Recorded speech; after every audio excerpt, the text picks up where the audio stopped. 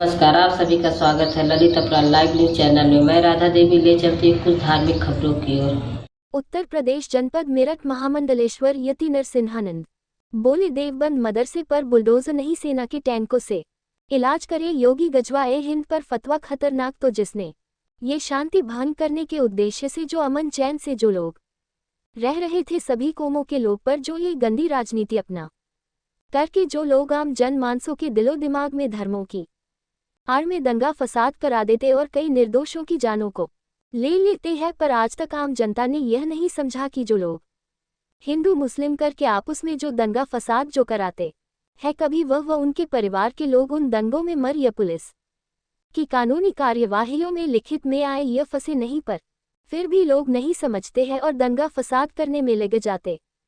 पर यह नहीं करना चाहिए। और पहले तो उत्तर प्रदेश में आए दिन दंगा भड़ाकर लोग लूटे करते थे और आगजनी करके सरकारी व आम जनता की संपत्तियों को जला दिया करते थे, जो आए दिन खबरों में देखने और सुनने को मिल जाती थी। पर जब से उत्तर प्रदेश सरकार के मुखिया मुख्यमंत्री योगी आदित्यनाथ महाराज बने हैं, तब से कोई भी नहीं तो दंगा भड़के और नहीं सरकारी व आम जनता की संपत्तियों को जलाया गया है। क्यों? जो एक कानून लागू किया था कि जो लोगों के द्वारा नुकसान किया जाएगा उन सभी के ऊपर ठोस कानूनी कार्यवाहियां तो होगी है, और जो नुकसान किया गया उसकी भी भरपाई करनी होगी। तो उसी ही समय से दंगाइयों की ऐसी की तैसी हो गई है। अब वह कहीं भी नजर नहीं आते हैं, क्योंकि योगी राज में अपराधियों को नहीं बख्शा जाता है। तो योगी आदित्यनाथ महाराज को यह भी लागू कर देना चाहिए कि जो धर्मों को लेकर के जो भी बयान देते यह फतवा जारी करते हैं, उन सभी पर तुरंत ही ठोस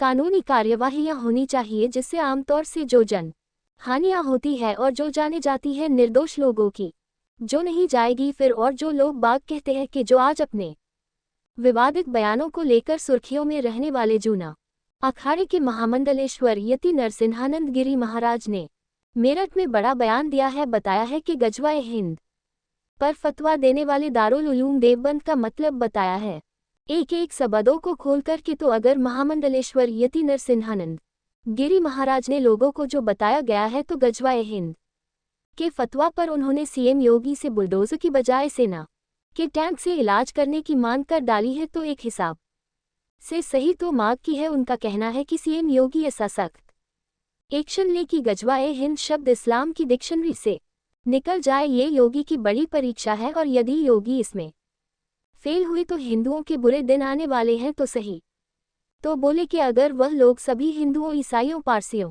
एवं इस्लाम धर्म छोड़ करके जब सभी को खत्म करने का जो ऐलान कर रहे सभी खुराफातियों के ऊपर ठोस से ठोस कानूनी कार्यवाही की मांग की है महामंडलेश्वर जी ने, तो सही की है, जिससे कोई भी जनहानियां होने से बचाव होगा और आतताइयों का अंत होगा। बैठक में हिंदूवादी नेता सचिन सिरोही के आवास पर महामंडलेश्वर पहुंचे थे। उन्होंने ये भी कहा कि राहुल गांधी की न्याय यात्रा से कुछ भी नहीं होगा, बीजेपी आएगी 2024 में। उन्होंने ये भी कहा कि उनकी नज़र 24 नहीं 29 और 34 पर भी है। बाइट महामंडलेश्वर यति नरसिंहानंद गिरी महाराज। रिपोर्टिंग अंबुज रस्तोगी, ब्यूरो चीफ की खास रिपोर्ट।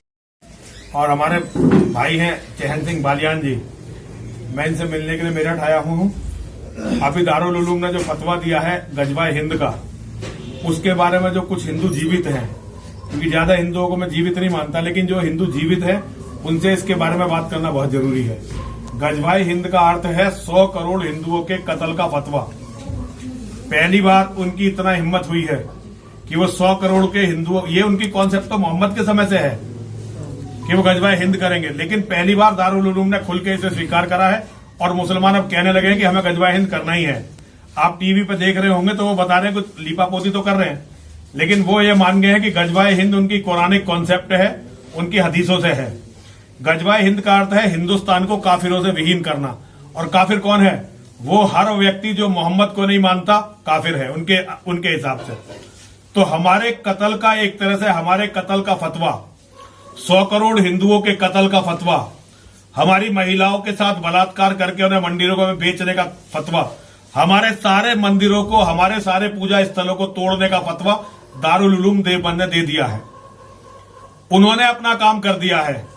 हमारा योगी जी से अनुरोध है कि योगी जी अब दारुल उलूम देवबंद पे बुलडोजर छोड़िए, टैंक चलवाइए। इस समय बुलडोजर से काम नहीं चलेगा। दारुल उलूम देवबंद और ऐसी सारी संस्थाओं पर जो गजवाए हिंद का सपना देख रही हैं, अब उन पर बुलडोजर चलाने से काम नहीं चलेगा। उन पर तो आर्मी के सबसे बड़े टैंक चलने चाहिए। और जिन्होंने खुल के 100 करोड़ हिंदुओं के कत्ल की धमकी दी है, उन पर इसी के अनुरूप कार्रवाई करनी चाहिए, ताकि कोई भी आंख फिर गजवाए हिंद का सपना ना देख सके। और अगर सरकार कुछ नहीं करती तो फिर मैं हिंदुओं से ये कहना चाहता हूं कि हिंदुओं या तो लड़ने के लिए तैयार हो, या अपनी बहन बेटियों का बलात्कार देख के मरने के लिए तैयार हो। ये हिंदुओं की इच्छा है। अगर सरकार कुछ नहीं करती तो हिंदुओं को देखना कि हिंदू इसका विरोध करेंगे, या ऐसे ही अपनी बहन बेटी मुसलमानों को देके मारे जाएंगे, जैसे कश्मीर में मारे गए, पाकिस्तान में, अफगानिस्तान में, सब जगह मारे गए। हिंदू अब वही रास्ता यहाँ के हिंदू चुनना चाहते हैं, ये उनकी मर्जी है। लेकिन मैं फिर भी जिनमें दम है, जिनके साथ मैं बैठा हुआ हूं, ऐसे सभी लोगों से अनुरोध करना चाहता हूं कि कुत्ते, बिल्ली और कीड़े मकोड़ों की मौत ना मरे, कम से कम प्रतिरोध तो करें, कम से कोई विरोध तो दिखाएं। उन्होंने इतना बड़ा काम कर दिया और हिंदू समाज की तरफ से कोई मजबूत विरोध नहीं हो रहा। ये मेरी पीड़ा है और मैं सभी हिंदुओं से अनुरोध करना चाहता हूं कि अगर इसी तरह मुर्दों की तरह पड़े रहे तो वो दिन दूर नहीं जब वास्तव में गजवाए हिंद हो जाएगा। और ये पूरी मानवता के लिए बहुत बुरा होगा, क्योंकि गजवाए हिंद करने के बाद मुसलमान भारत को अपना स्टेशन मान के पूरी दुनिया से, जिसे कहते हैं गजवाए आलम, फिर उस पर लगेंगे। तो ये मानवता के लिए बहुत दुखद है। योगी जी से पुनः अनुरोध करता हूं कि अब बुलडोजर का चक्कर छोड़िए, दारुल उलूम पर टैंक चलवाइए। महाराज जी, दो सवाल हैं जी। एक तो थोड़ा सा एक्सप्लेन करिए गजवाए हिंद क्या है। देखिए, इसके लिए दूसरा आपने कहा गजवाए आलम, थोड़ा इसको भी एक्सप्लेन। देखिए, गजवाए हिंद का अर्थ जो इस्लामिक किताबों से है, ऐसी धरती जहां से कुफ्र को, बुत परस्ती को बिल्कुल समाप्त कर दिया जाएगा। यहां कोई काफिर नहीं छोड़ा जाएगा, कोई मुशरिक नहीं छोड़ा जाएगा, कोई बुत परस्त नहीं छोड़ा जाएगा। और ऐसे स्थान जहां कुफ्र होता हो या बुत परस्ती होती हो, जिनमें सारे मंदिर, सारे चर्च, सारे गुरुद्वारे हैं, उनको सबको खत्म कर दिया जाएगा। या जितने सरदार हैं, ईसाई हैं, बौद्ध हैं, सबको मारा जाएगा। इसका अर्थ है गजवाए हिंद। गजवाए हिंद के बाद जो हिंदुस्तान में वो कर देंगे, उसके बाद गजवाए आलम शुरू होगा।